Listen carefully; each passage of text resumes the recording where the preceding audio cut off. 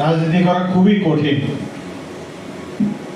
আমি লালমোহন এবং তজুমুদ্দিন দুই থানায় খুঁজে বেড়াচ্ছি একজন দুজন সৎ মানুষ, যাদেরকে আমি দায়িত্ব দিলে দায়িত্বটা পালন করবে, যারা ন্যায় বিচার করবে, অন্যের সম্পদ আত্মসাৎ করবে না, গরিবের উপর জুলুম করবে না, সবসময় ন্যায় বিচার করবে। এইরকম মানুষ পাওয়া বড় দুষ্কর। আমি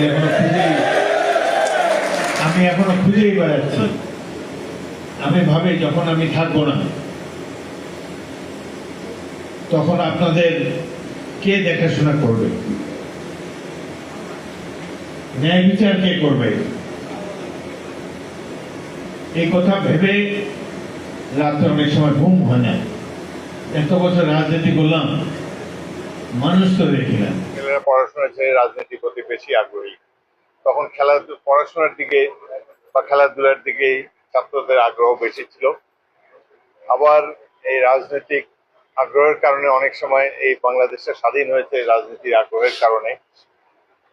আবার কখনো কখনো স্বৈর শাসন যখন বাংলাদেশের মানুষের উপর চেপে বসে, তখন আবার এই ছাত্র যুবকরাই জনগণের পক্ষ থেকে রাজপথে নেমে এসে স্বৈর শাসনের অবসান ঘটায়, গণতান্ত্রিক ব্যবস্থাকে আবার পুনঃপ্রবর্তন করে।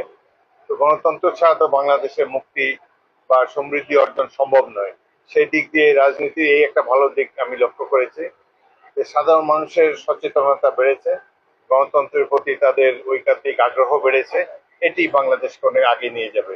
বিশেষ করে গত 16 বছরের স্বৈর শাসনের পর ছাত্র জনতা, ছাত্রদের অভিভাবকরা, সাধারণ মানুষ রাজপথে নেমে যেভাবে এই মাফিয়াতন্ত্রের অবসান ঘটিয়েছে, সেটি বাংলাদেশের জন্য এক গৌরবময় অধ্যায়।